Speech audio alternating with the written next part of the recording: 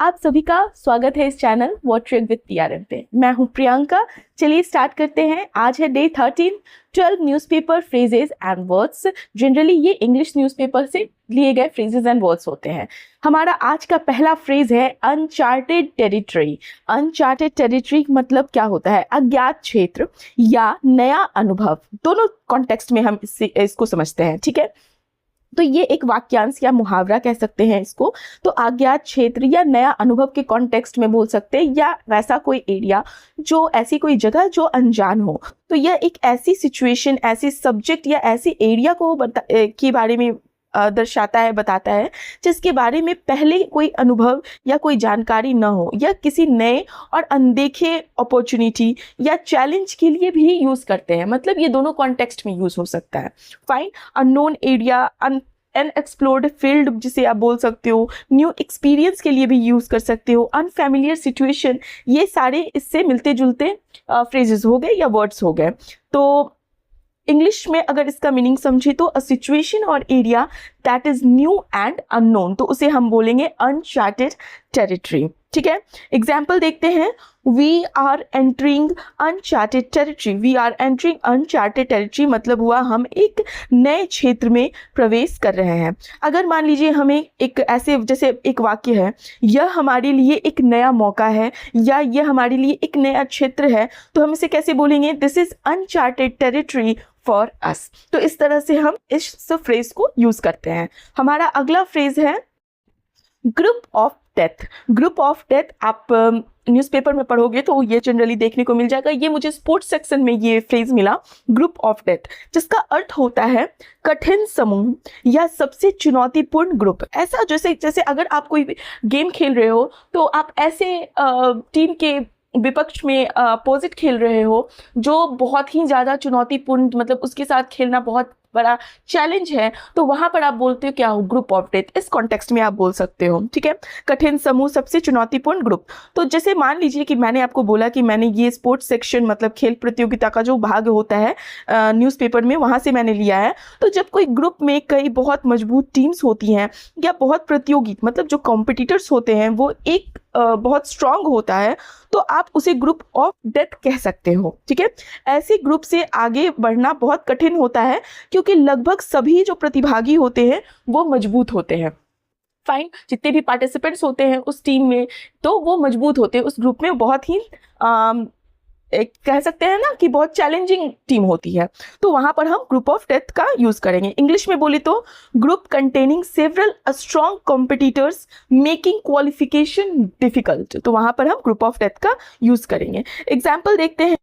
This is considered the group of death of the tournament. मतलब क्या हुआ कि जो टूर्नामेंट है, टूर्नामेंट का यह सबसे चैलेंजिंग, सबसे चुनौतीपूर्ण ग्रुप माना जा रहा है। मतलब कि जो टीम है वो बहुत ही, जो ग्रुप है वो बहुत ही डिफिकल्ट, चैलेंजिंग है।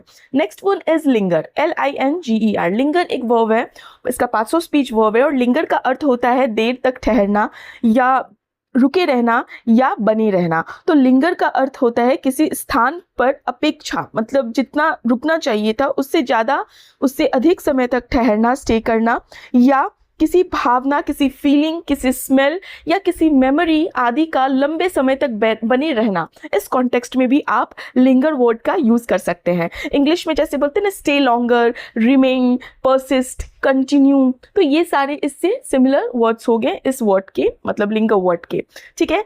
इंग्लिश में मीनिंग है इसका टू स्टे समवेयर और continue for longer than expected, तो वहां पर हम लिंगर वर्ड का यूज करेंगे।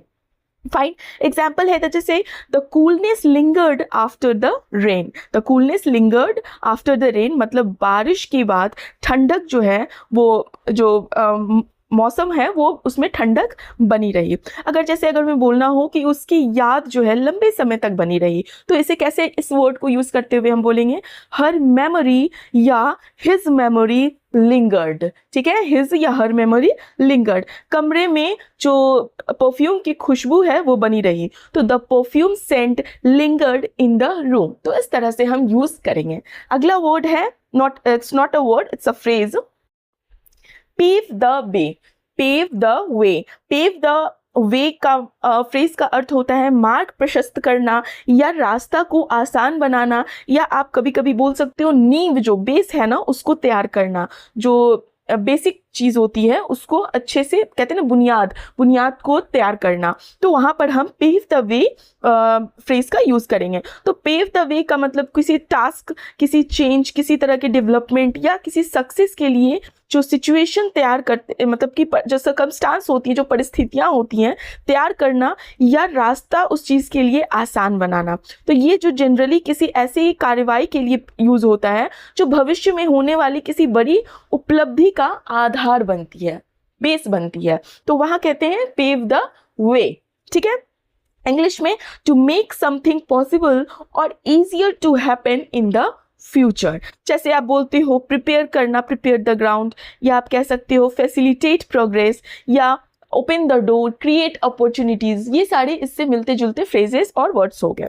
ठीक है, एग्जाम्पल देखते हैं। This discovery paved the way for new technologies, मतलब इस खोज ने, इस डिस्कवरी ने नई तकनीकों, नई टेक्नोलॉजी का मार्ग प्रशस्त किया, मतलब इजी किया, जो आगे वाली आने वाली नई टेक्नोलॉजी है उसके लिए आसान रास्ता बनाया।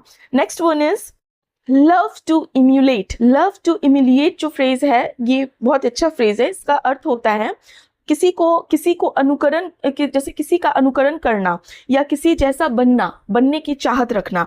ठीक है, तो अनुकरण करना, पसंद करना, किसी जैसा बनना चाहना। ठीक है, लव टू इम्यूलेट का अर्थ किसी व्यक्ति की बिहेवियर्स, उनकी हैबिट्स, उनकी क्वालिटीज जो होती है, उनकी जो उपलब्धियां होती हैं, उनकी सक्सेस का अनुसरण करना, पसंद करना होता है।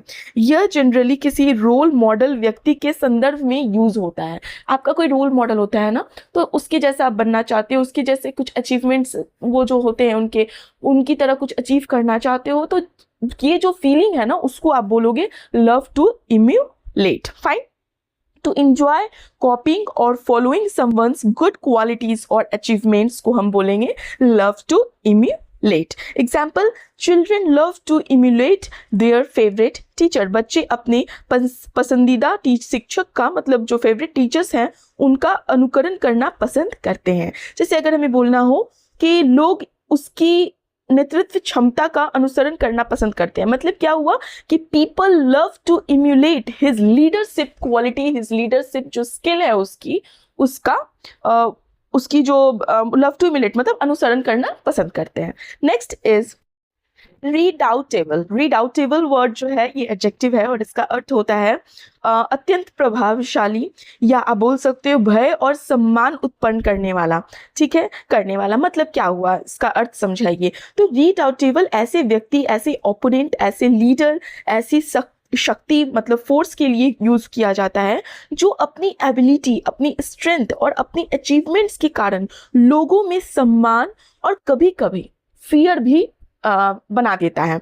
ठीक है, जैसे आप इससे मिलता जुलता शब्द इंग्लिश में बोलते हो, बहुत पावरफुल पर्सन है, फियरसम, हाईली रिस्पेक्टेड, ये सारे इससे मिलते जुलते इंग्लिश के वर्ड्स हो गए। ठीक है, very strong, impressive and difficult to defeat. ऐसा व्यक्ति जनरली जो होता है ना बहुत इम्प्रेसिव होता है और डिफिकल्ट, उसे हराना मुश्किल होता है क्योंकि उसमें बहुत सारे स्किल्स और क्वालिटीज होते हैं। ठीक है, तो वहां पर हम रीडाउटेबल बोलेंगे।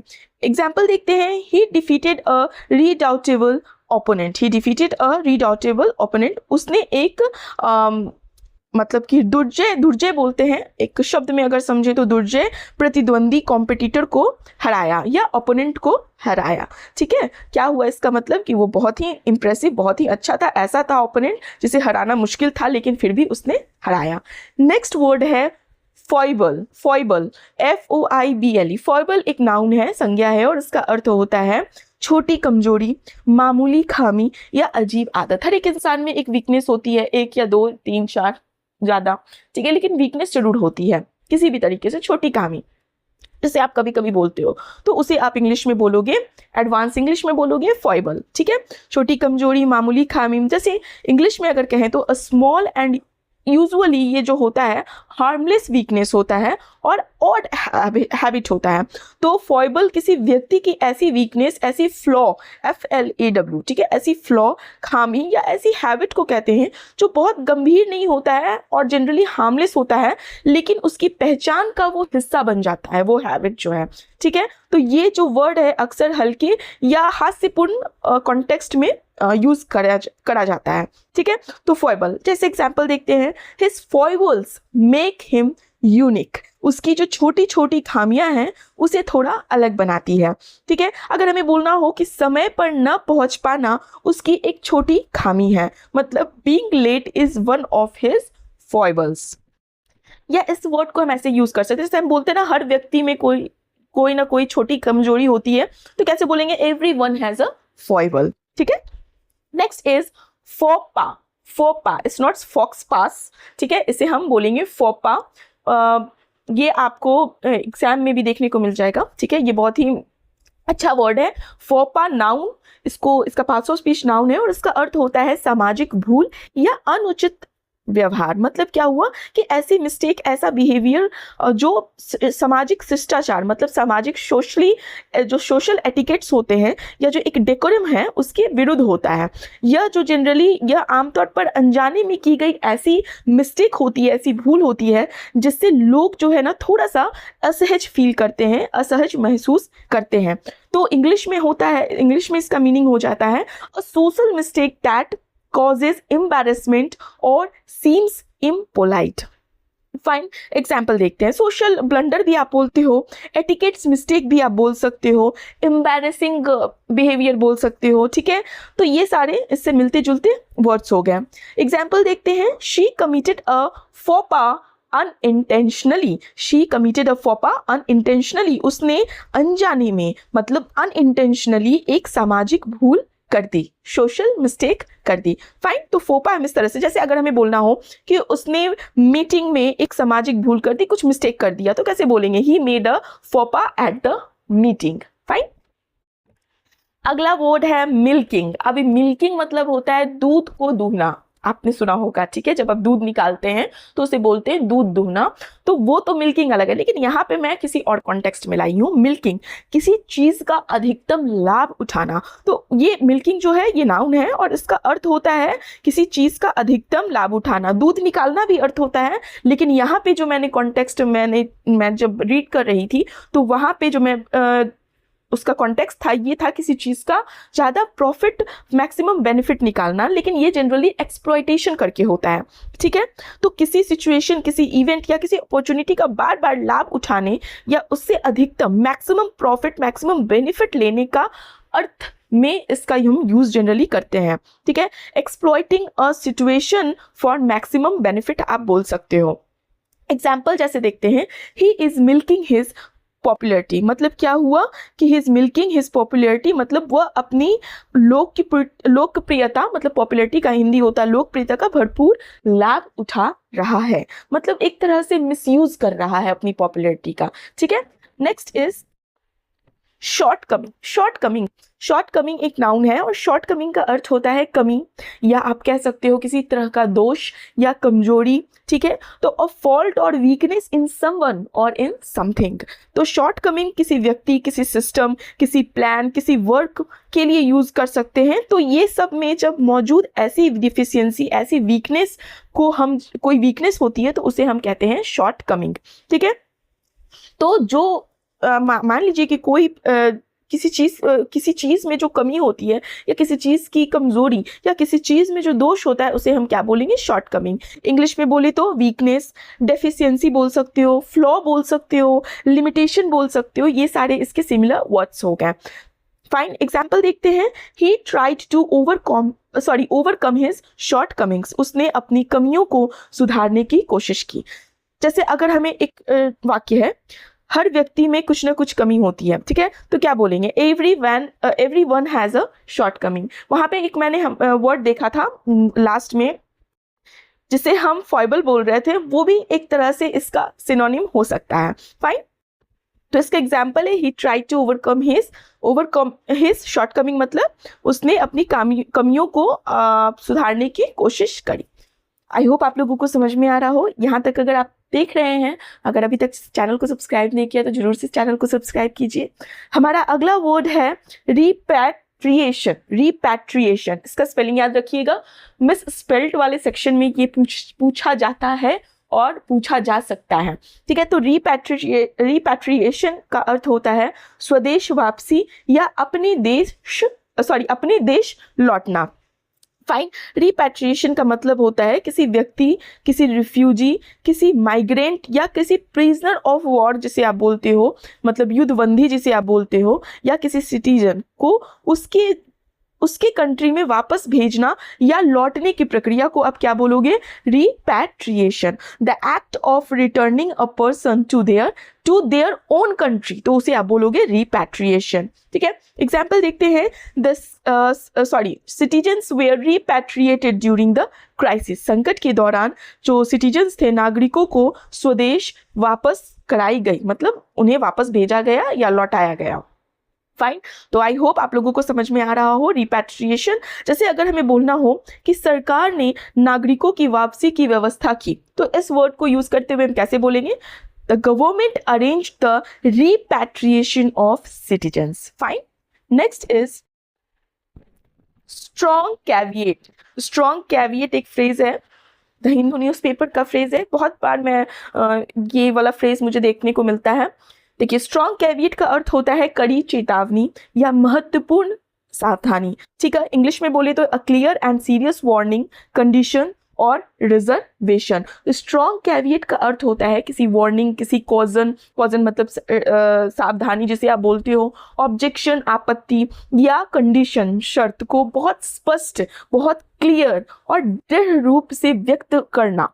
ठीक है, तो जब आप किसी वार्निंग को, किसी कॉजन को, किसी ऑब्जेक्शन को, किसी कंडीशन को बहुत ही क्लियर वे में बताते हैं, व्यक्त करते हैं, तो उसे आप बोलोगे स्ट्रॉन्ग कैविएट। यह जो वर्ड है सरकारी गवर्नमेंट बयानों में, स्टेटमेंट में, रिपोर्ट्स में, कानूनी मामलों और समाचारों में, न्यूज़ में जनरली आपको यूज़ होता हुआ मिलेगा।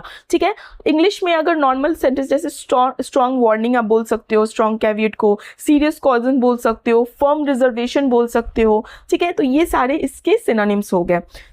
एग्जाम्पल देखते हैं। He gave a strong caveat before the decision. उसने निर्णय से पहले कड़ी चेतावनी दी। अगर मान लीजिए हमें बोलना हो कि जैसे विशेषज्ञों ने इस योजना पर कड़ी चेतावनी दी, तो कैसे बोलेंगे? Experts issued a strong caveat about the plan. So ये हमारा इस वीडियो का लास्ट वर्ड था। Thank you for watching. अगर आपको अच्छा लगे तो सब्सक्राइब कीजिए चैनल को, लाइक करते हुए जाइए। अगर 1% भी आपको लगा हो कि कुछ आपके लाइफ में वैल्यू ऐड हुई है आपकी कम्युनिकेशन या वोकैब में, चलिए, thank you, have a nice day.